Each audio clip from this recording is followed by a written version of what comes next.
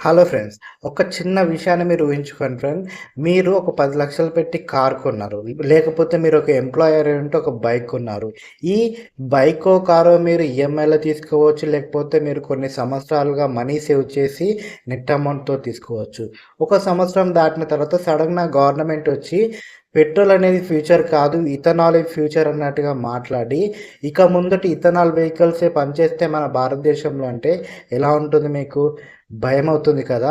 దేశం గురించి ఆలోచించడం కన్నా ముందు నా కారు పరిస్థితిని, నా బైక్ పరిస్థితి ఏందన్నట్టుగా ఆలోచిస్తారు.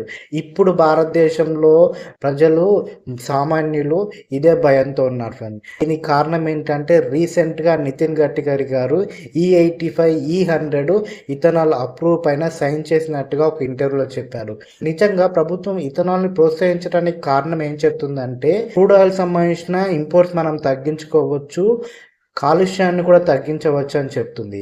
అండ్ ఇక్కడ కామన్ ప్రజల్లో ఉన్న డౌట్ ఏంటంటే నీటి కొరత వచ్చే ఛాన్స్ ఉంది కదా! మా ప్రస్తుతం ఉన్న వెహికల్ పరిస్థితి ఏంది? మధ్యతరగతి వాడి నడ్డి విరచడమే కదా దీన్ని అన్నట్టుగా క్వెషన్ చేస్తున్నారు. ఇక్కడ బేసిక్‌గా చాలామంది అనలిస్టులు అడిగే క్వెషన్ ఏంటంటే సడన్‌గా ఇథనాల్‌ని ఇంతగా ఎందుకు ప్రోత్సహిస్తున్నారు? నిజంగానే ఇథనాల్ వల్ల రైతులకు లాభం ఉందా?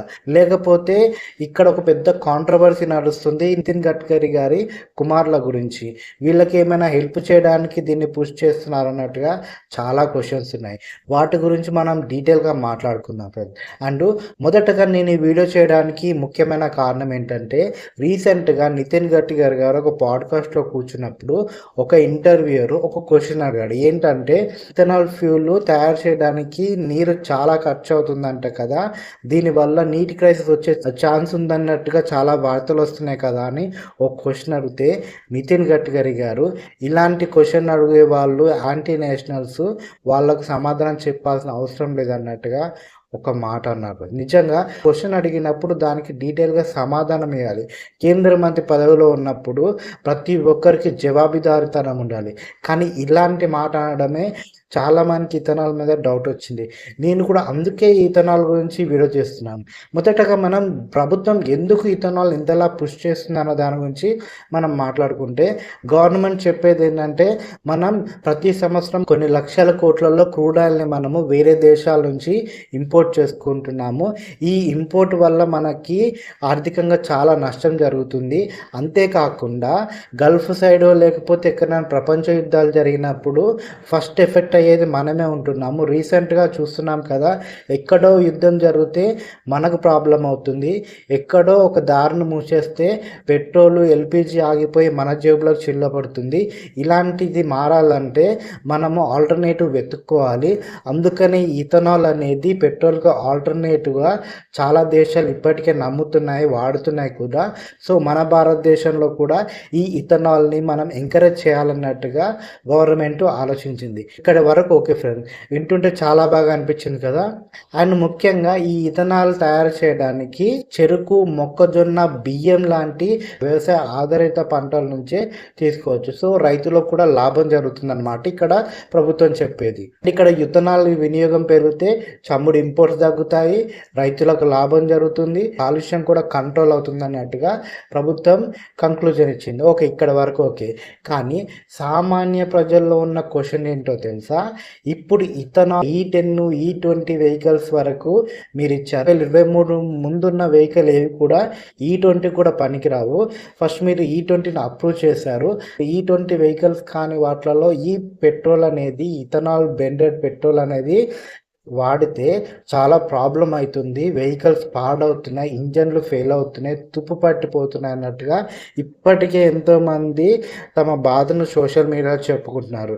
అండ్ కొన్ని ఇన్సూరెన్స్ కంపెనీస్ కూడా మీరు ఇథనాల్ వాడడం వల్ల మీ ఇంజన్ పాడైతే మేము వాటికి ఇన్సూరెన్స్ ఇవ్వలేము, ఇన్సూరెన్స్ క్లెయిమ్ చేసుకోవడానికి మేము అప్రూవల్ ఇవ్వలేము అన్నట్టుగా కూడా స్టేట్మెంట్లు ఇస్తున్నాయి.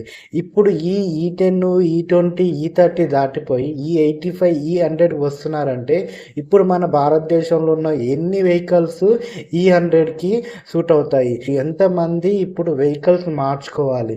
కొన్ని లక్షల కార్లు భారతీయులు కొంటున్నారు, కొన్ని కోట్ల బైకులు ఎవ్రీ ఇయర్ ప్రతి ఒక్కరు కొంటున్నారు. ఇప్పుడు వాటన్నిటిని మార్చడం అంటే చిన్న విషయమా అన్నట్టుగా మాట్లాడుతూ ఇక్కడ చాలామంది ఎక్స్‌పర్ట్స్ చెప్పేదేంటంటే, ఇథనాల్ తయారు చేయడానికి ఎక్స్‌పర్ట్ చెప్పేదేంటంటే, చెరకు పంట, మొక్కజొన్న పంట ఇలాంటివి పండించటానికి నీరు చాలా వాడాల్సి వస్తుంది. ఇలా నీరు చాలా వాడడం వల్ల భూగర్భ జలాలు ఇంకిపోతాయి. ఇప్పటికే నీతి ఆయోగ్ 2030 వరకు భూగర్భ జలాలు 1% వచ్చే ఛాన్స్ ఉంది. కొన్ని సిటీస్‌లో వాటర్ కూడా దొరకని పరిస్థితికి వెళ్ళిపోతామని హెచ్చరికలు ఇస్తున్న సమయంలో ఇంత వాటర్‌ని ఇథనాల్ కోసమని వాడడం అవసరమా అని చాలామంది క్వెషన్ అడుగుతున్నారు. అంతేకాకుండా ఇక్కడ చాలామంది అడిగే విషయం ఏంటంటే, ఎన్నో అభివృద్ధి చెందిన దేశాలు ఇంకా మొత్తం ఇథనాల్‌కు మారినప్పుడు అమెరికా మారలేదు, రష్యా మారలేదు, చైనా మారలేదు. ఎంతో పెద్ద పెద్ద కంట్రీస్, ఎంతో పెద్ద పెద్ద టెక్నాలజీ ఉన్న కంట్రీస్ కూడా ప్యూర్ ఇథనాల్‌కు మారలేదు. అలాంటప్పుడు భారతదేశాన్ని మాత్రమే ప్యూర్ ఇథనాల్‌గా మార్చడం ఎందుకు అన్నట్టుగా చాలామంది క్వెషన్ అడుగుతున్నారు. ఇక్కడ ప్రతి ఒక్కరి బాధ ఏంటంటే, తమ వెహికల్స్ ఎక్కడ పాడవుతాయో మా పరిస్థితి ఏంటో అన్న బాధ. చాలామందికి వెహికల్స్ అంటే ఒక అభిమానం ఉంటుంది. కొంతమంది స్టూడెంట్స్, ఎంప్లాయీస్ అయితే తాము కొనుక్కున్న వెహికల్, తాము కొనుక్కున్న బైక్ అంటే పంచప్రాణాలు ఉంటాయి. బైక్‌ను చాలా బాగా చూసుకుంటారు. అలాంటి వెహికల్స్ పాడవుతాయేమో, అలాంటి వాటికి మేము వదులుకోవాల్సి వస్తుందేమో అన్న బాధ ప్రజల్లో ఖచ్చితంగా ఉండుతుంది. ఇలాంటి సిట్యుయేషన్‌లో ఉన్నప్పుడు మెల్లిమెల్లిగా ఇథనాల్‌ని ఒక 5 సంవత్సరాలు, 10 సంవత్సరాలు, 20 సంవత్సరాలకు ఇలా మార్చుకుంటూ కొత్త కొత్త వెహికల్, ఇథనాల్ సంబంధించిన వెహికల్ తీసుకొస్తూ ఉంటే బెటర్. కానీ ఇలా సడన్‌గా ఒకటిసారి E100, E85 మారమంటే ఎలా, ఎక్కడి నుంచి ప్రజలు మారుతారు అన్నట్టుగా చాలామంది తమ గోడును వెళ్ళగక్కుతున్నారు. దీనిపైన ప్రభుత్వం ఆలోచించాలి. ప్రజలకు ఏది మంచిదో అది చేయాలి తప్ప వాళ్ళకు నచ్చింది ఏదో రుద్దుదామని ప్రజల మీద చేస్తే కరెక్ట్ కాదన్నట్టుగా చాలామంది తమ అభిప్రాయాలు వ్యక్తం చేస్తున్నారు. అంతేకాకుండా ఇక్కడ ముఖ్యంగా నితిన్ గడ్కరీ గారికి సంబంధించిన పిల్లలు ఈ ఇథనాల్ రంగంలోనే ఉన్నారు. సో వాళ్ళకు ఫేవర్ కలుగుతుందేమో అని చాలా అనుమానాలు కూడా చాలామంది వ్యక్తం చేస్తున్నారు. అండ్ మీరు ఒక కేంద్ర మంత్రిగా ఉంటూ మీ కుటుంబంలోని ఇథనాల్ ఫ్యాక్టరీ ఉన్నప్పుడు మీరు ఇథనాల్ని ఇంతలా ప్రోత్సహించడము కొంచెం డౌట్ఫుల్గా ఉండదా అన్నట్టుగా కూడా చాలామంది క్వశ్చన్ అడుగుతున్నారు. ఇక్కడ మనకి ఇథనాల్ని సపోర్ట్ చేయడం ముఖ్యమే ఫ్రెండ్స్. ఎందుకంటే భారతదేశం ఇంపోర్ట్స్ని తగ్గించుకుంటే చాలా బెటర్. కానీ అదే సమయంలో మెల్లిమెల్లిగా ఇథనాల్కు మారాలి తప్ప ఇలా సడన్గా ఒకేసారి E85, E100 అంటూ చేంజ్ చేయాలని భారతీయుల పైన ఒక రకమైన రుద్దుడు ప్రోగ్రామ్ స్టార్ట్ చేయడమే కరెక్ట్ కాదు. ఏదైనా కూడా ఎవరికి నచ్చింది వాళ్ళు చేసేలాగా వాళ్ళ స్వేచ్ఛకు వాళ్ళని వదిలేయాలి. పెట్రోల్ని కూడా అందుబాటులో ఉంచుతూ మెల్లిమెల్లిగా ఇథనాల్ వెహికల్ని తీసుకొని వచ్చి ప్రజలు వాటి సైడ్ మొగ్గు చూపేలా చూడాలి తప్ప ఇలా ఒకేసారి మీరు ఖచ్చితంగా వాడాలి అన్నట్టుగా మాట్లాడడమే కరెక్ట్ కాదు. అంతేకాకుండా ఈ విషయం గురించి క్వశ్చన్ చేసిన వాళ్ళని యాంటీ నేషనల్ అనడము ఓ కేంద్ర మంత్రి స్థాయిలో ఉన్న నితిన్ గడ్కరీ గారి మాటలు కూడా కరెక్ట్ కాదన్నది చాలామంది యొక్క అభిప్రాయం, నా అభిప్రాయం కూడా.